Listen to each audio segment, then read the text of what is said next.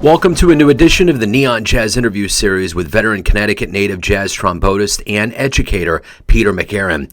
We caught up with him in mid-November to talk about his new 2021 CD called Code 2 out on SteepleChase Records, showcasing his quartet.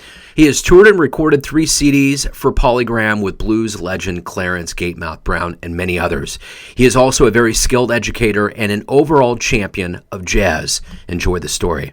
So, Peter, hey, it's great to connect with you. Thank you for taking a minute out for the show. I appreciate it. Oh, I'm really glad to be here, Joe.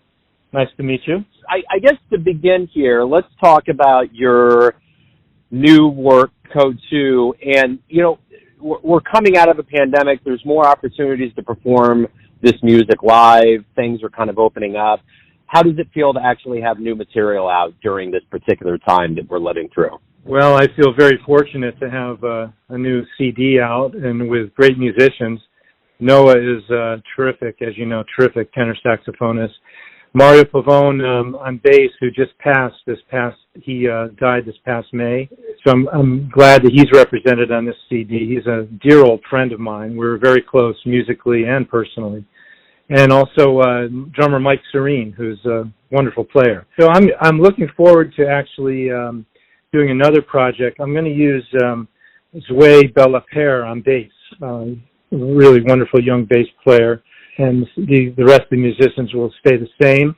I'm planning on doing a recording sometime in the spring, and I'm going to try to do a little tour with the group as well before we record. What do you hope the listener gets from this? You know, there's always expectations. There's a fulfillment on the artist end of it. There's all kinds of things that go into it. What do you hope ultimately those that buy and download this get from this latest CD?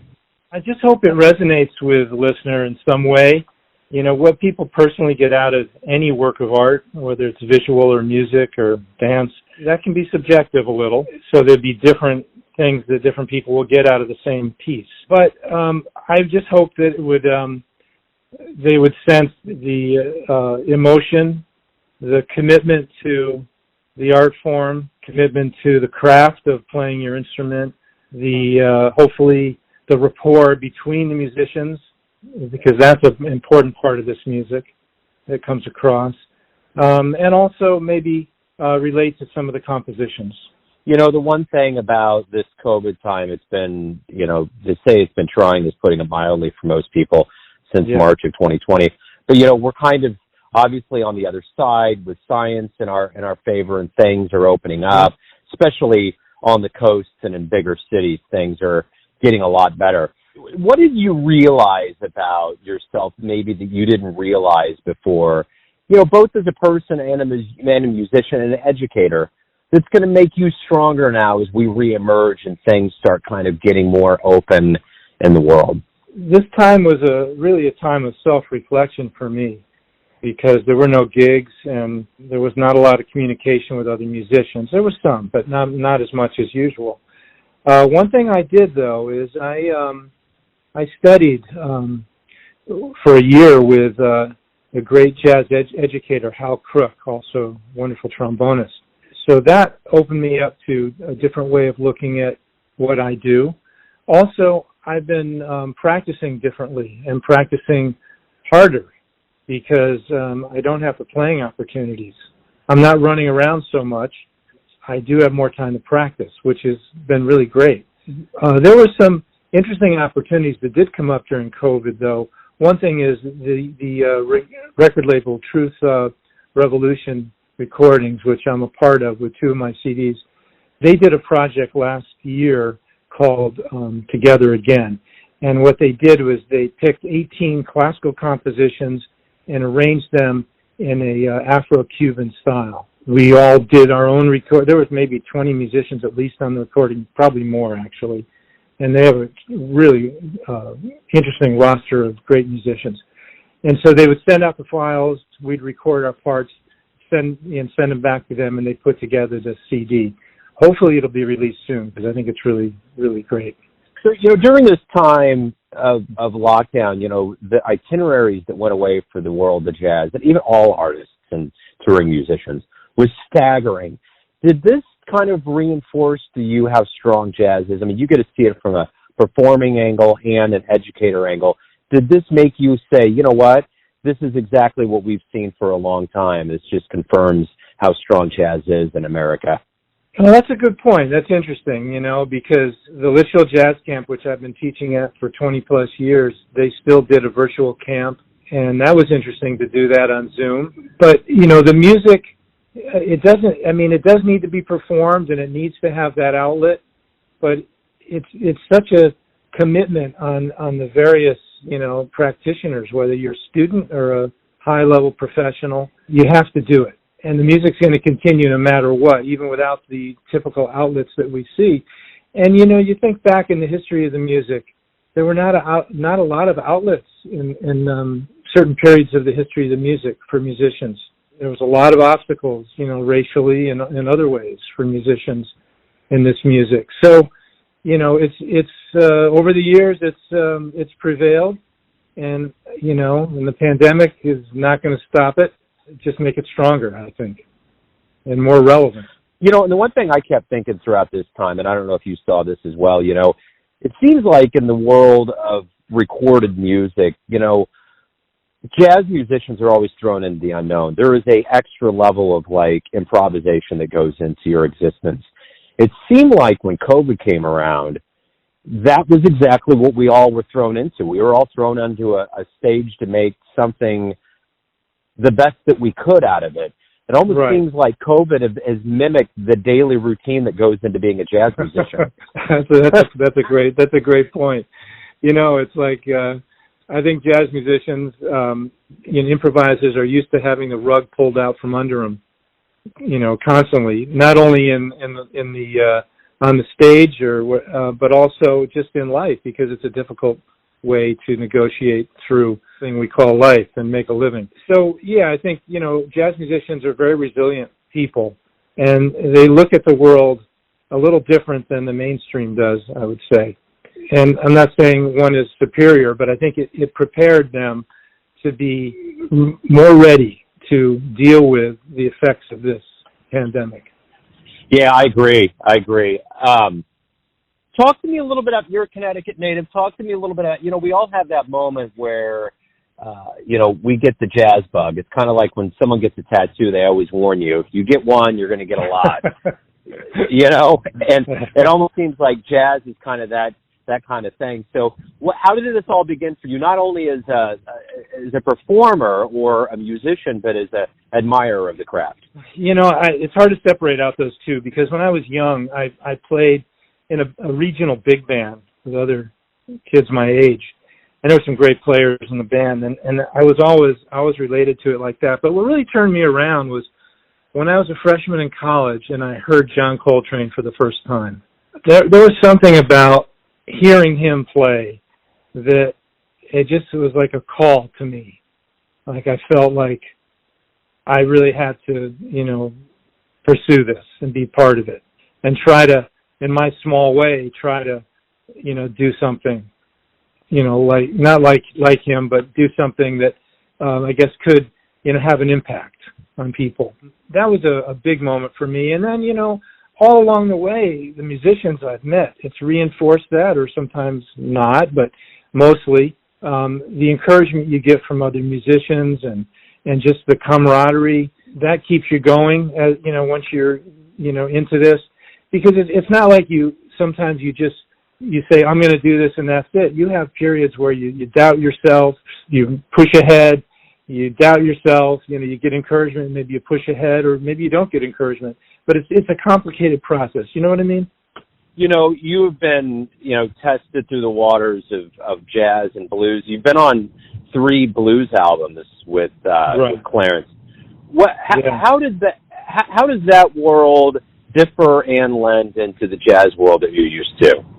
Gatemouth was a huge jazz fan, and he had Al Gray in his band at one point. He had a big band many years ago, and he loved jazz players, and he was really a jazz player as much as a blues player. He played all, different forms of American music, and he was a terrific musician. I really value the time I spent with him. And just being on the road with him was just an eye-opener as well. But, the scene is a little different because the music is not as challenging maybe to the listener. Not that it's, that's a good or a bad thing. It's just, it's a different genre. It's maybe more acceptable, easily acceptable.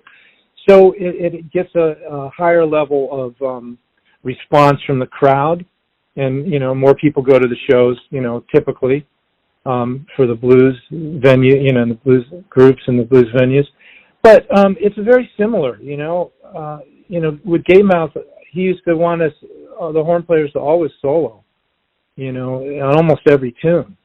So in a way, it wasn't that different. We had to improvise, and we had to make, dig down and make something happen, as best we could. Yeah. So. What was the first live jazz show that you saw that really made you think, man, that's where it's at? Well, I saw the Buddy Rich Band when I was in mid high school, I think, and that was in the late '60s, and they were pretty hot at that point. A lot of really great players in the band, and that was exciting, to see them. So that was probably the first live show that I saw, that live concert that I guess really had an effect on me. You've been around for a while. You've seen a lot of stages, and you're an educator as well. What have you learned from, like Clarence and other big names and a lot of veterans as you were learning the craft that you in turn teach your students now? Well, one thing from Gatemouth is, he was always ready, always on, no matter what circumstances were happening personally or, whatever was going on. He would go out there and it was, 200%. So that was an eye-opener, and I've seen that again with lots of other, jazz performers as well. Mario Pavone was another example. He would, say, we're going to go out and we're going to, hit from the first note. So I guess, as I talk to students, I always get them to try to, get themselves up for the performance, to an emotionally intense level. So when they go out, they can really hit, and hopefully that'll carry through, for the duration of the performance. You've been at this for a while, and you clearly love jazz. What is the best part of being a musician for you? And that kind of goes into being an educator. But what do you love the best about waking up every day knowing you get to do what you get to do? I love making sounds. I love making sound, and it's something that at this point, it balances me too. I guess it's probably very similar to a meditation, getting the vibrations going on the instrument or whatever instrument I happen to be, playing, getting something, happening where I feel it's like tuning myself in a way now. That's I look forward to that. I don't feel whole if I haven't, played. So if I ever can't play, I don't know what I'm going to do. Maybe I'll just have to listen a lot, because I get that same feeling from listening to great music, and I really feel energized and charged up by it. And that's kind of what happens to me personally too. I try to get to that point, to work enough on my instrument and the music that I feel charged up, and I feel like I filled the tank in a way. So if you could get into a jazz DeLorean when we get off the phone, you could punch in the digits and go see anybody at any point. I mean, Buddy Rich is a pretty big deal. Who would you want to go see? Who would you love to see in the annals of jazz? Well, I'd love to see Coltrane. I never saw him live. I did see Miles several times, and that was amazing.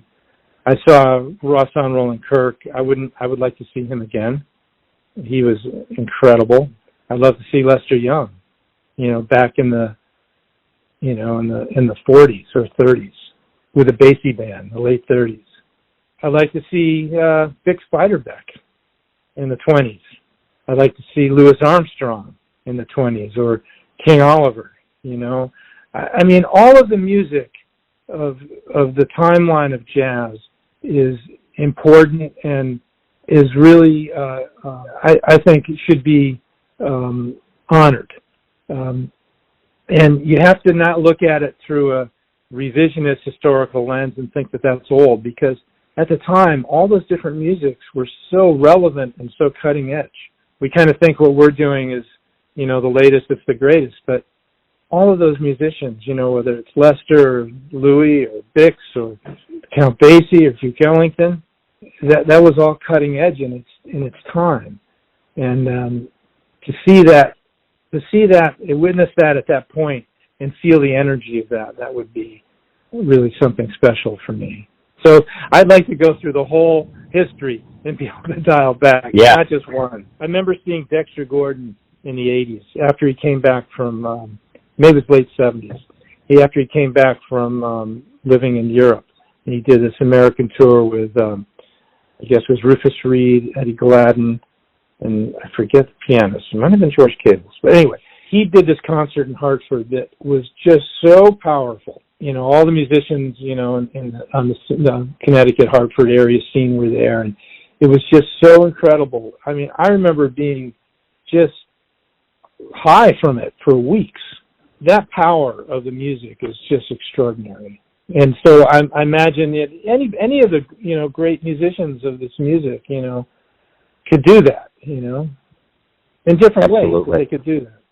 If you have a dream tonight, you run into your younger self around the time that you were starting to become a professional musician, and you could give yourself advice based on everything you've learned throughout all these years. What would that one piece of advice be? Practice harder when I was young. You know, work harder when you're young, when you have time. Because as you get older, you know, family takes over, children, all these other things creep into your life. And I do tell, when I teach at the jazz camp, you know, I always say that, Litchfield Jazz Camp, I always say that to students, you know, because a lot of them are high school or early college. And I just say, you know, this is the time where you guys really, you know, delve into it deeply, because you've got support from your parents for the most part, and you don't really have to make a lot of money. You can just really, you know, unturn every stone and really practice hard, you know, now, because when you get older, it gets harder and harder, because life has a way of creeping in and taking away that precious thing called time. We've all gone through a pretty tumultuous existence over the last year and a half now, since March of 2020. And people are getting back to live music. What do you hope we all realize about the power of live music, both audience and the musicians, as we get back? Well, you know, there's a cathartic, healing quality of, you know, really of live music. In particular, I think this music, you know, for both the performer and the audience. And I really miss that. You know, I've had it a few times in the past year and a half or so, you know, a few concerts, but it's been few and far between. You know, I used to get that on a more regular basis. I really miss that, and I hope that we can get back to that. I think we need that as a culture. You know, everything's so divided now. You know, it's so disturbing to see what's going on politically and all over the world, not just here. We need something that brings us together, and I think, you know, music can do that. And in particular, I think jazz music, you know, it's an American art form, which is interesting. So it's certainly, but it's gone all over the world.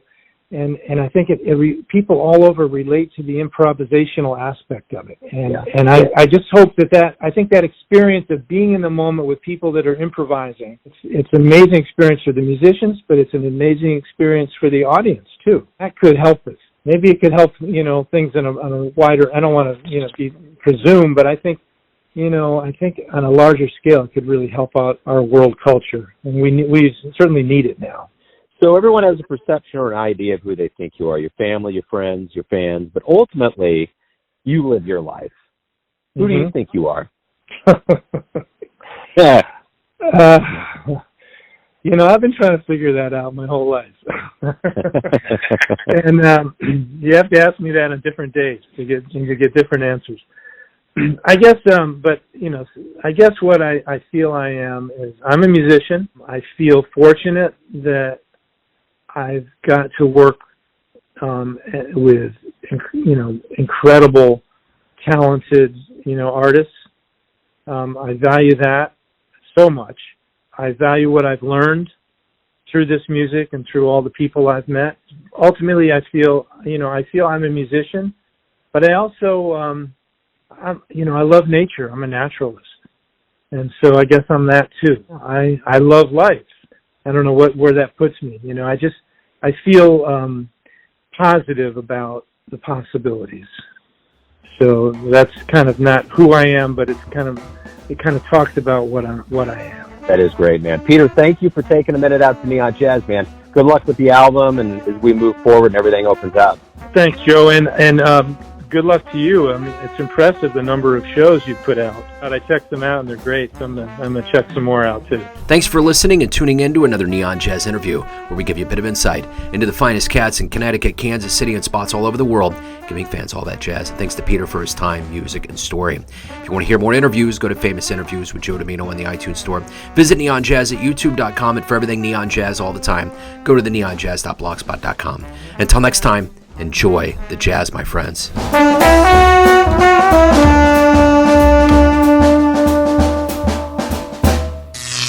Neon Jazz.